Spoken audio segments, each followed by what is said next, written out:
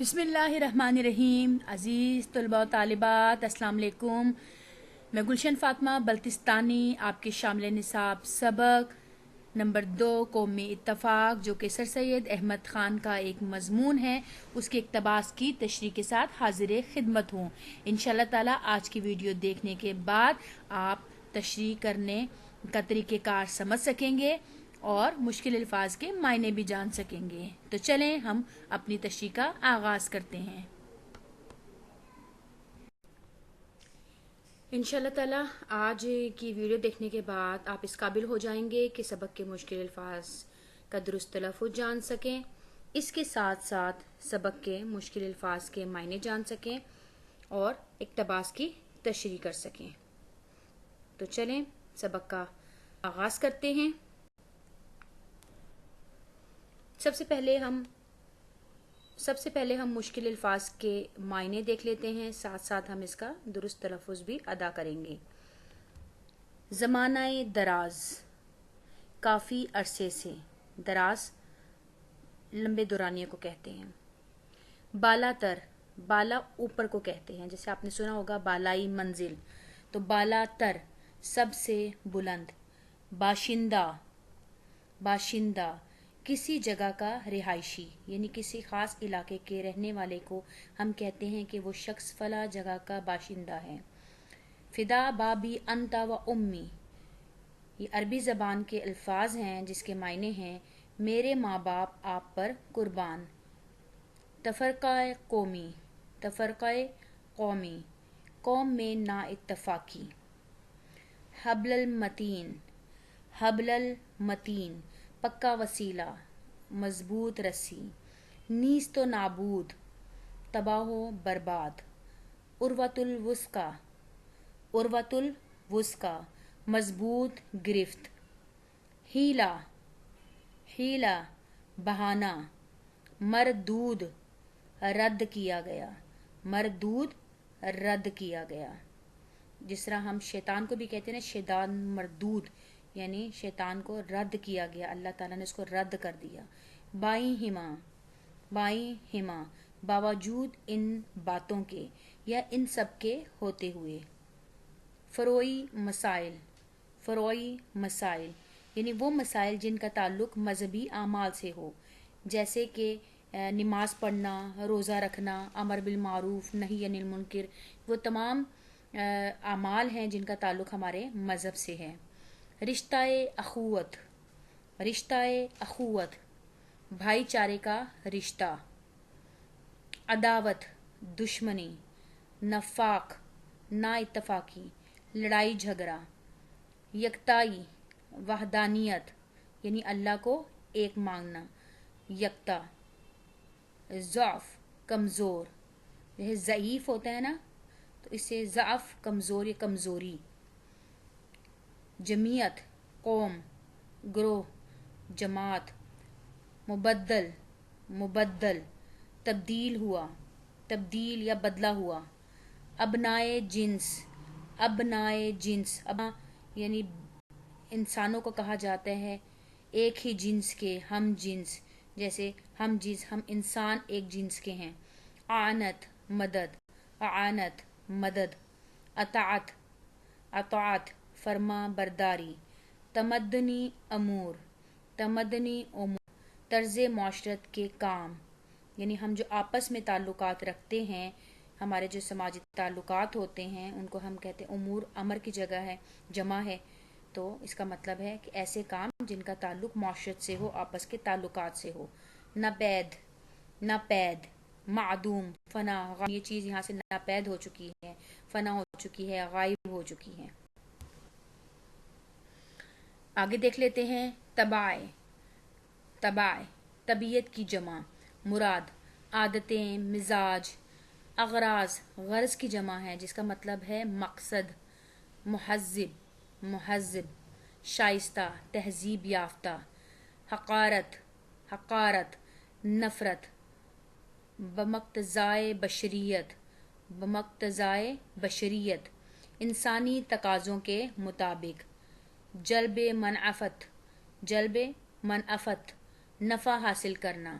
जल्ब कहते हैं حاصل کرنا، اور منعفت کہتے ہیں نفع.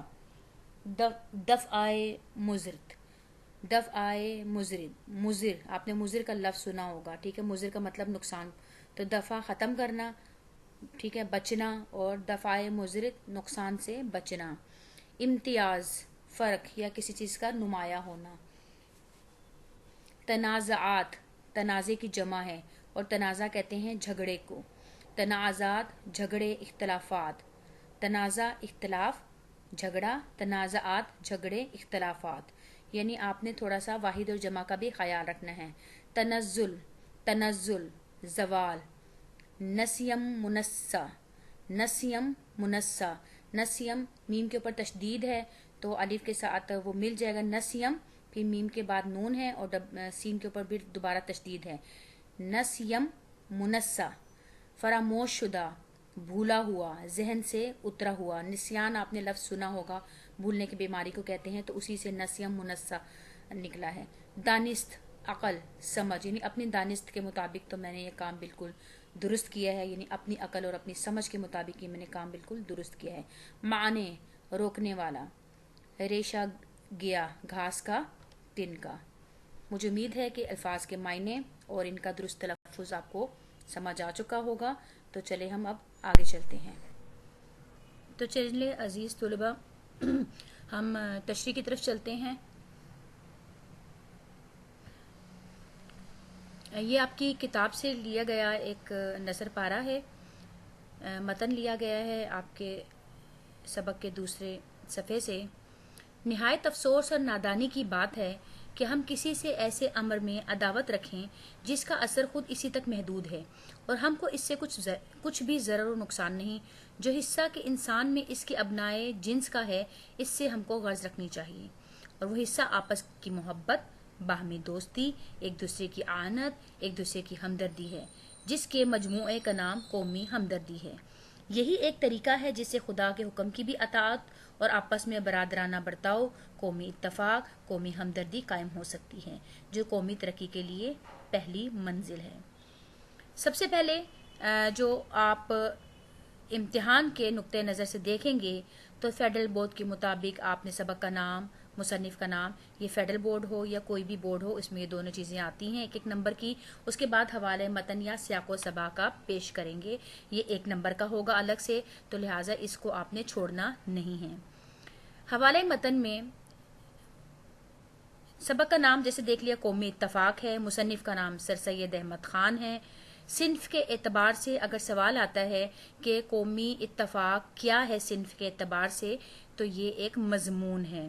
پہلے ہم نے جس سبق کی تشریح کی تھی وہ بھی شبلی نعمانی کا ایک مضمون تھا. قومی اتفاق بھی صنف کے اعتبار سے ایک مضمون ہے. سیاق و سباق میں چونکہ یہ درمیان سے لیا گیا ہے، اس لیے آپ دیکھ سکتے ہیں کہ ہم یہ بھی جب تشریح سیاق و سباق کے حوالے متن بیان کریں گے تو آپ کو اندازہ ہوگا کہ آپ کتاب ضرور اپنے سامنے رکھیے گا. آپ دیکھیں گے کہ میں نے اسے پہلے والے پیراگراف کے بارے میں تھوڑا سا لکھا ہے اور اس کے بعد والے کے بارے میں مختصراً لکھا ہے. بہت طویل نہیں لکھیں گے کیونکہ اتنا وقت نہیں ہوتا، 1 نمبر کا ہوتا ہے، تو آپ نے اسی حساب سے لکھنا ہے. تشریح طلب نثر پارہ سبق کے تقریباً درمیان سے لیا گیا ہے. یہ مقالات سر سید حصہ پنجم کا ایک حصہ ہے. اگر یہ بات آپ کو یاد نہیں آتی امتحان کے دوران تو آپ اسے چھوڑ سکتے ہیں، لیکن باقی باتیں لکھیں. اس نثر پارے سے پہلے مصنف ہمیں اتفاق قائم رکھنے کا طریقہ بتا رہے ہیں کہ انسان اور خدا کے تعلق میں کسی دوسرے کو دخل اندازی نہیں کرنی چاہیے. یہ خدا اور بندے کا معاملہ ہے، اور اگر کوئی کلمہ پڑھ لیتا ہے تو اسے اپنا بھائی سمجھنا چاہیے اور اس سے اخوت کا رشتہ قائم کرنا چاہیے. اس نثر پارے کے بعد مصنف ہمیں بتاتے ہیں کہ ہمیں صرف کلمہ کو بھائیوں کا خیال نہیں رکھنا، بلکہ ہمیں اپنے دوسرے غیر مسلم ہم وطنوں کے حقوق کا بھی خیال رکھنا ہے. مجھے امید ہے کہ آپ کو حوالے متن یا سیاق و سباق سمجھ آ چکا ہوگا. آپ نے دیکھا کہ میں نے 3 لائنیں تقریباً سطور پہلے والے پیراگراف سے لی اور آخری پیراگراف سے میں نے ایک سے لی، اور پورے اس کا میں نے ایک قسم کا خلاصہ سا بیان یہاں پر کر دیا. تو آپ نے بھی ان چیزوں کا خیال رکھنا ہے. تو چلیں تشریح کی طرف چلتے ہیں. تشریح طلب نثر پانے میں مصنف کہتے ہیں کہ اگر ہم کسی خاص بات، کسی نظریے یا کسی کام میں ایک دوسرے سے اختلاف رکھتے ہیں اور اس اختلاف کے باوجود کسی ایک کی ذات کو دوسرے کی ذات سے کوئی نقصان کا اندیشہ بھی نہ ہو تو ایسی صورت میں کسی سے دشمنی یا عداوت رکھنا انتہائی دکھ اور کم عقلی کی علامت ہے۔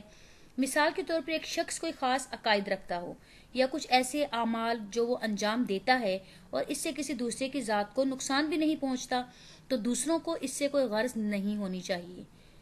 یعنی ہر شخص کو آزادی ہے کہ وہ اپنی پسند کے عقیدے یا مذہب کو اختیار کرے، یہ اس کا ذاتی فعل ہے، اور اس کے ایسا کرنے سے کسی دوسرے کو کوئی نقصان بھی نہیں پہنچ رہا، تو کسی دوسرے کو یہ حق نہیں کہ اس پر تنقید کرے یا اسے پریشانی میں مبتلا کرے۔ اس میں مصنف ہمیں یعنی یہ بتانا چاہ رہے ہیں کہ ہر انسان کو آزادی ہے کہ وہ اپنی زندگی میں جس مذہب یا فرقے کو اختیار کرنا چاہے وہ کرے، دوسرے کو حق نہیں ہے کہ وہ اس پر تنقید کرے کہ وہ ایسا کیوں کر رہا ہے، اس کو ایسا نہیں کرنا چاہیے، اس کے نماز پر، اس کے روزے پر وہ مسلسل تنقید کے تیر برسائے۔